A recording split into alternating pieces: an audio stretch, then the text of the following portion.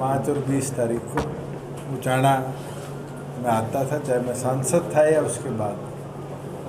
अब पीछे कार्यकर्ताओं से भी चर्चा करी और सबकी यही मांग थी कि भाई अपने रेगुलर रूटीन को दोबारा स्टार्ट किया जाए, क्योंकि किसान आंदोलन में तो बिल्कुल क्षेत्र के कार्यकर्ताओं से तो मिलता रहा, मगर लोगों से मुलाकात कट ऑफ होती थी और उसको आज रीस्टार्ट किया है। और कई ऐसी चीज़ें थी जो पाइपलाइन में है मगर अभी पेंडिंग है, उनको फिर आगे एक्सपीडिशियसली टेकअप किया जाए। प्लस यहाँ पार्क की, सड़क की कई ऐसी मांगे हैं जो अब इन प्रोसेस है, जैसे साउथ बाईपास का लैंड एक्विजिशन का काम। खुशी है कि 50% एरिया की रजिस्ट्री होगी और बची 50 को भी हम टारगेटेड मोड में आगे टेकअप करेंगे कि साउथ बाईपास का निर्माण कार्य जल्दी शुरू। नॉर्थ बाईपास की भी अलाइनमेंट NHAI को दे दी गई है और मुझे उम्मीद है कि जल्द NHAI अप्रूव करके उसका भी कार्य शुरू करेंगे। सर, उचाना नगर पालिका क्षेत्र की बात करें या उचाना हल्की की बात करें तो पीने के पानी की, सीवरेज की और जल भराव की बड़ी समस्याएं हैं बिजली को लेके, तो उसके बारे में अधिकारियों की तरफ से अभी तक कोई कार्रवाई नहीं। जहाँ पीने के पानी की बात है, आज वाटर सप्लाई की लगभग प्रत्येक गांव में जो पुरानी लाइनें हैं उनको चेंज करने का प्रोसेस शुरू कर दिया गया है। शहर के अंदर भी कई ऐसे एरियाज थे जहाँ प्रॉपर कनेक्टिविटी नहीं थी, वहाँ भी बूस्टिंग स्टेशन अप्रूव कर दी गई है और मैं मानता हूँ आने वाले दिनों में इस समस्या को दुरुस्त कर दिया जाएगा। ये एक ऐसा काम है जो एक दिन में नहीं दुरुस्त हो सकता, क्योंकि कई जगह 30-30 साल पुरानी पाइपलाइन है। और आज भी मेरे आगे एक समस्या आई है जहाँ ग्रे वाटर मिलके पीने की पाइपलाइन में आ रहा है। मैंने इमीडिएटली ड्यूटी लगाई है, हफ्ते के अंदर अंदर उस पर एक्शन लेके उसको दुरुस्त किया जाए। सियासी गलियारों में चर्चाएं हैं कि जेजेपी के जो विधायक हैं वो नाराज हो गए हैं। ईश्वर सिंह का मामला है कि पार्टी के कार्यक्रमों में शामिल होने से मना कर दिया है और रामनिवास खेड़ा ने वहाँ के जो निकाय प्रधान थे नरवाना के, उनको मुख्यमंत्री से लेकर पटका पर आया। यहाँ संगठन की बात है। मैं ये मानता हूँ कि प्रत्येक क्षेत्र को बराबर विकास कार्य मिला है और आगे भी मिलता रहेगा। यहाँ किसी साथी की, विधायक की ये बात हो कि उसकी 2-3 सड़कें पेंडिंग हैं तो वो रेगुलर फेस में टेकअप होगी। कोई एक दिन में तो एस्टिमेट्स अप्रूव नहीं होते बनके। और पीछे मेरे से मिले भी थे, उसको एडमिनिस्ट्रेटिव अप्रूवल दे दिया गया। आगे वो हरियाणा इंजीनियरिंग वर्क्स पोर्टल पे डाल दिए जाएंगे। अगर वो डलने से सेटिस्फाइड होते तो अच्छी बात। निकाय चुनाव में जेजेपी प्रत्याशी काफ़ी अंतर से पीछे रहा है और जबकि आप काफ़ी अंतर से आप जीते थे, तो क्या मुख्य कारण रहा है? मुख्य कारण एक है कि जो लोग पहले से चुनाव की तैयारी में कर रहे थे, केवल मात्र उचाना ही नहीं, प्रत्येक अर्बन लोकल बॉडीज में उनको लोगों का समर्थन मिला। मगर जहां अर्बन वोटर्स की बात है, मैंने तो ये रिव्यू किया है कि जहाँ जहाँ हम चुनाव लड़े वहाँ पर हमारा वोट परसेंटेज जो विधानसभा चुनाव में था उससे बढ़ा है।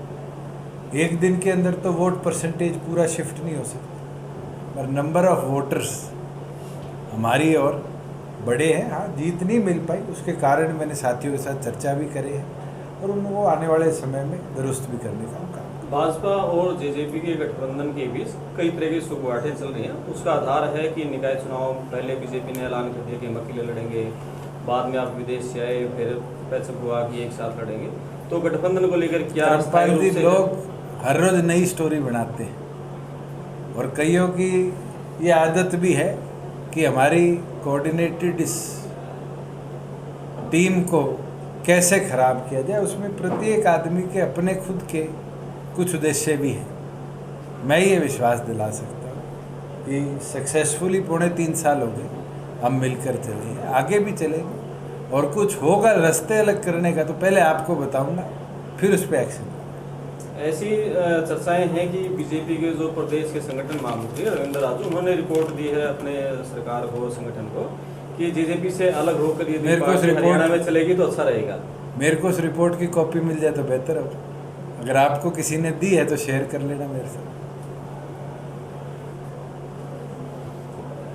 है आपके पास कॉपी?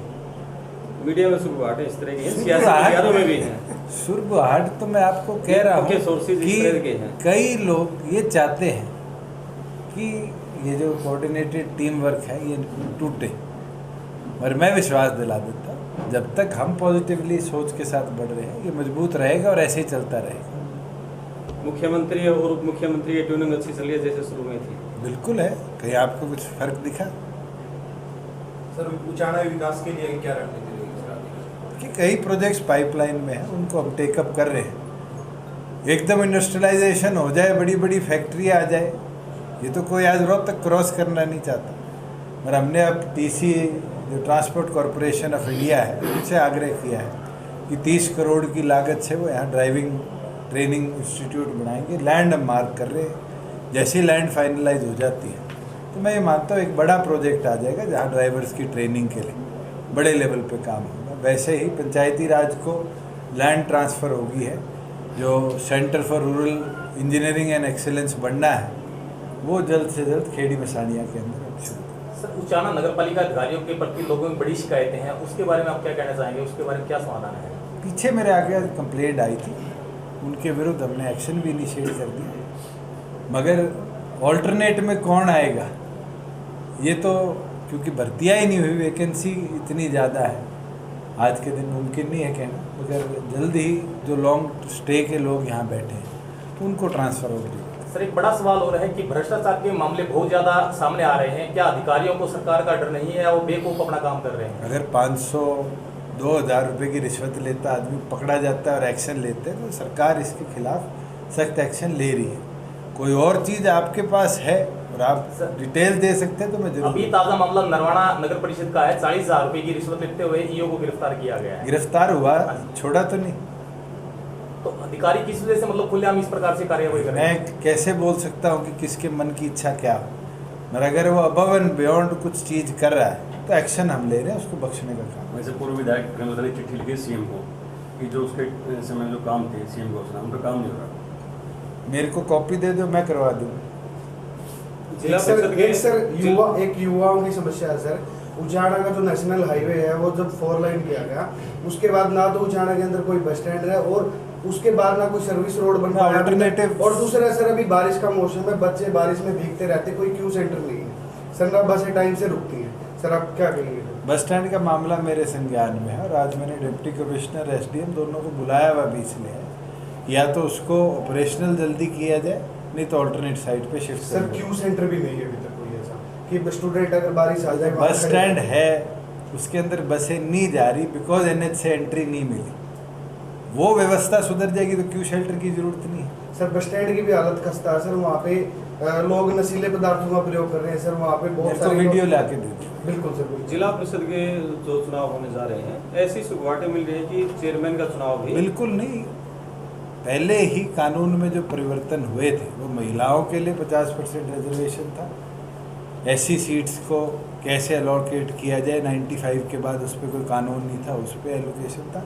तीसरा BCA पे था जिसमें सुप्रीम कोर्ट का फैसला आया है। उसके सिवाय ना तो डायरेक्ट चुनाव करने का ना ही अलग अलग चुनाव करने का भी कोई प्रस्ताव है।